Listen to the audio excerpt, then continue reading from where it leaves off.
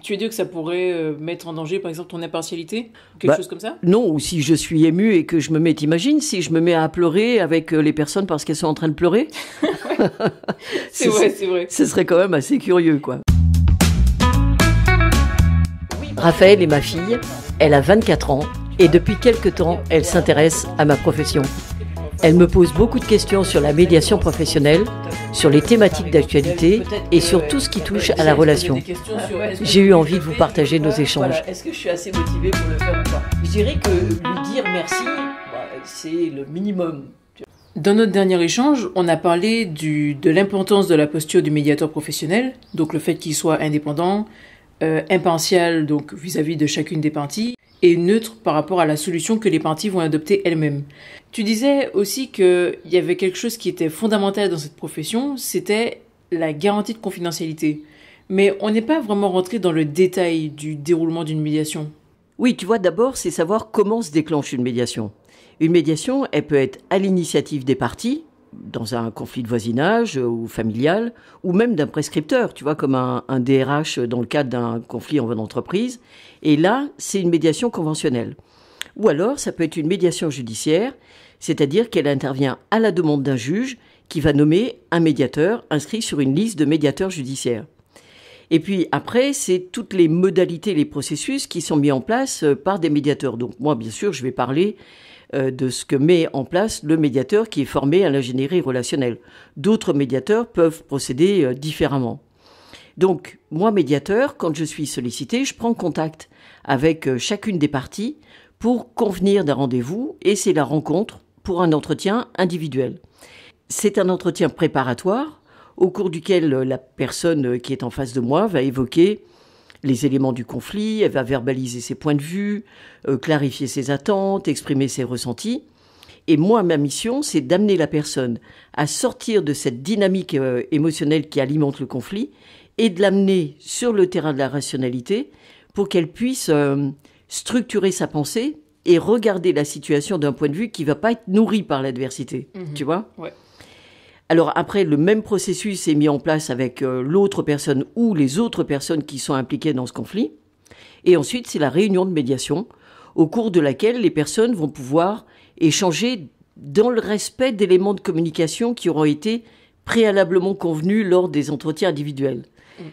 Et là, pour moi, ça va être d'accompagner ces personnes vers la recherche du nouveau projet relationnel qu'elles souhaitent mettre en œuvre. Mais là, tu dis « je ». Pourtant, j'ai déjà entendu des médiations qui se font en binôme. Oui, mais en réalité, ça n'est pas utile. Tu vois, quand tu vas voir un avocat, il ne te reçoit pas avec un confrère ou une consoeur pour garantir que le travail est bien fait. C'est-à-dire que, en fait, on l'a dit souvent, le médiateur intervient sur la relation et pas sur les enjeux et les intérêts. Donc, il n'a pas besoin d'être accompagné par une autre personne qui aurait une autre expertise. Mais je sais que c'est une pratique chez certains médiateurs. J'en vois pas la pertinence. Si le tiers est formé à l'ingénierie relationnelle, ça veut dire qu'il a un processus qui structure son intervention et puis des éléments de posture qui permettent un accompagnement professionnel. Donc on l'a dit, il est indépendant, impartial, neutre. Et ces éléments posturaux plus la garantie de confidentialité dont j'ai déjà parlé, en fait, ça permet aux personnes d'être dans un climat de confiance. Et ça, c'est indispensable pour que les personnes se mettent dans une posture de changement. Le conflit est venu bousculer une manière de faire, une manière de dire ou une manière d'être avec l'autre ou avec les autres. Et ce travail sur le changement, sur la manière de structurer sa pensée, ça ne peut se faire que dans un climat de confiance. Mais pourtant, je suis sûre que tu as des personnes qui veulent pas entrer en médiation. Comment tu fais dans ce cas-là ? Ça aussi, c'est le travail du médiateur, en fait. C'est précisément le point que tu évoques, là, c'est savoir comment motiver une personne à venir en médiation alors qu'elle est récalcitrante. Ouais. Donc d'abord, c'est savoir pourquoi elle est récalcitrante. Peut-être qu'elle a déjà vécu une médiation qui s'est pas bien passée.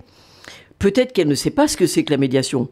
Ou peut-être que, étant sûre d'être dans son bon droit, elle fait le choix de judiciariser son affaire et de laisser le juge trancher. Tu te souviens, j'en ai déjà parlé de ça. Dans tous les cas, ne pas aller en médiation, c'est choisir de ne pas exercer sa liberté de décision et finalement de laisser un tiers qui va trancher et décider pour soi. Ouais. Donc, compte tenu de tout ça, le médiateur va mener un entretien de motivation, ça s'appelle comme ça, pour permettre à ces personnes de sortir d'une contradiction dans laquelle elles se trouvent. On en a déjà parlé précédemment. Donc, tu mènes ces entretiens de médiation, mais est-ce que tu vois le changement chez les personnes quand elles repartent? Ah, tu veux dire entre le moment où elles arrivent avec leur conflit, donc en colère, frustrées, déçues, et le moment où elles repartent? Ouais. Oui, mais très clairement.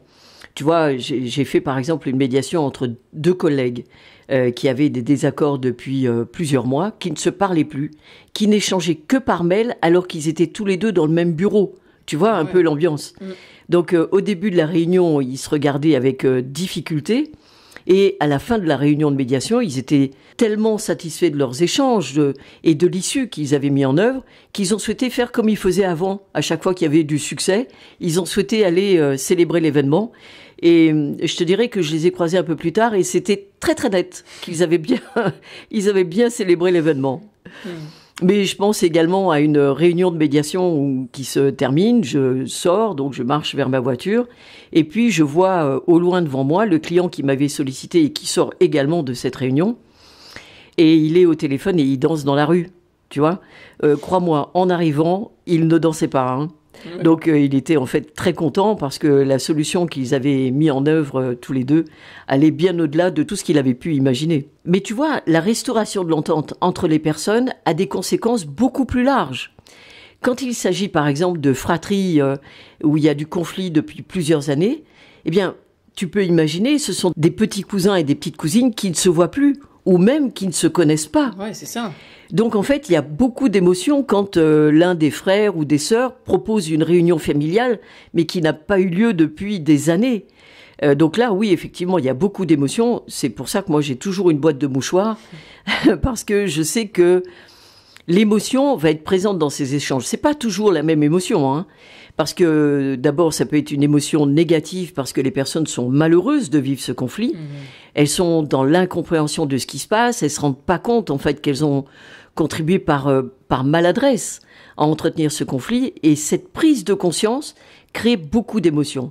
Et puis, évidemment, il y a toute l'émotion positive quand l'entente se réinstalle et que des projets familiaux comme ça se mettent en place. Et donc, il y a la perspective de rencontres avec des enfants qui se sont pas vus depuis longtemps ou qui même se connaissent pas, comme je te le disais. Mais, et toi, ça te fait quoi quand tu vois toutes ces émotions? Tu veux dire, moi, en termes d'émotion? Oui. Bah, non, moi, Qu'est-ce que tu ressens, en fait? Mais moi, je suis pas du tout impliquée dans le projet relationnel. C'est pas mon conflit, c'est pas mon projet relationnel. Donc, j'ai pas d'émotion positive ou négative. Moi, je suis là pour accompagner les personnes. Je suis pas là pour vivre une émotion par procuration, tu vois. Ouais. Et puis, en plus, ça irait complètement à l'encontre du code d'éthique et de déontologie auquel je me réfère. Et puis, des éléments posturaux dont on parlait tout à l'heure. Ah oui, tu veux dire que ça pourrait mettre en danger, par exemple, ton impartialité? Quelque chose comme ça? Non, ou si je suis émue et que je me mets... T'imagines si je me mets à pleurer avec les personnes parce qu'elles sont en train de pleurer? C'est vrai. Ce serait quand même assez curieux, quoi. Mais donc, non. Est-ce que tu peux quand même dire qu'il y a au moins une médiation en particulier qui t'a marqué? Est-ce que t'as un exemple en tête? Bah, la première. Ouais. La première, parce que, évidemment, j'étais en stress. Tu vois, c'était dans un cadre de conflit de voisinage. Il y avait l'un des voisins qui avait une piscine, l'autre, donc juste à côté, avait un arbre. Et c'était deux voisins, mais qui étaient amis. C'est-à-dire, les enfants de l'un allaient chez l'autre, ils faisaient des déjeuners autour de la piscine. Voilà, donc tout se passait vraiment bien. Et puis l'arbre en question, il pousse. Il se trouve qu'il est très feuillu, mais justement, il avait été choisi pour ça. Et évidemment, à un moment donné, les feuilles ont commencé à tomber dans la piscine. Ah ouais. Alors, ça dégrade la qualité de l'eau. Et puis, en fait, ça nécessite plusieurs nettoyages par semaine, ce que le propriétaire de la piscine ne pouvait pas faire. Il n'en avait pas le temps. Donc, si tu veux, la relation s'est dégradée petit à petit parce que chacun avait des propos désagréables vis-à-vis de l'autre, et puis aussi des demandes contraignantes. C'est-à-dire qu'il y en avait un qui demandait à l'autre de couper les branches, ce que l'autre ne voulait pas faire parce que, en fait, ce qu'il appréciait, c'était d'avoir de l'ombre dans son jardin. Ah ouais, ok. Et l'autre disait, écoute, t'as qu'à couvrir ta piscine. Donc voilà, on pourrait se mettre à la recherche d'un compromis. Et c'est vrai qu'avec un peu de bon sens, on pourrait dire à l'un d'élaguer son arbre et puis à l'autre de couvrir sa piscine. Mais tu vois, chacun a sa définition et surtout son appropriation du bon sens. Et puis je te dirais, est-ce qu'un compromis qui va être proposé par un tiers, voire même imposé par un tiers, est-ce que ça va restaurer la relation ? Ben non, et ça a été le cas parce qu'il y avait eu de la conciliation, et ça n'avait pas du tout marché en fait. C'est l'accompagnement du médiateur qui va permettre de sortir de cette dynamique émotionnelle et puis d'amener les personnes à structurer leurs pensées pour qu'elles réfléchissent ensemble à la meilleure solution pour elles-mêmes, tu vois. Et une fois que ces personnes ne sont plus sous l'effet d'émotions négatives et qu'elles ne sont plus dans une dynamique contraignante, ben je te dirais qu'elles réfléchissent rationnellement et puis qu'elles trouvent des ententes comme on trouve des ententes tous les jours avec les personnes qui sont autour de nous. Pour le coup, ça m'intéresse. Quelle solution ils ont trouvé ? Est-ce qu'il y en a un qui a couvert sa piscine ou l'autre qui a coupé son arbre ? Eh ben non. Ce qui a été décidé, c'est que le propriétaire de l'arbre allait nettoyer la piscine 2 fois par semaine. Ça voulait dire que le propriétaire de l'arbre allait venir sur la propriété de celui qui avait la piscine. Donc il fallait quand même qu'il y ait de l'entente, de la confiance, etc. Ouais. Donc il allait nettoyer cette piscine 2 fois par semaine, ce qui allait permettre aux enfants des 2 familles de profiter de la piscine le mercredi. Et puis le propriétaire de la piscine, lui, il allait continuer de faire son entretien dominical pour permettre les déjeuners. Et en fait, ils sont repartis amis comme avant et en disant mais qu'est-ce qui nous est arrivé, tu vois ? Ouais, mais est-ce que ça veut dire qu'après, si jamais, je sais pas, la relation se dégrade de nouveau, est-ce que pour anticiper ça, tu fais un suivi des médiations que tu mènes ? Alors, pas du tout. C'est-à-dire que les personnes ont conclu une entente. Alors, ça va passer par un acte rédigé ou pas, ça va dépendre des circonstances.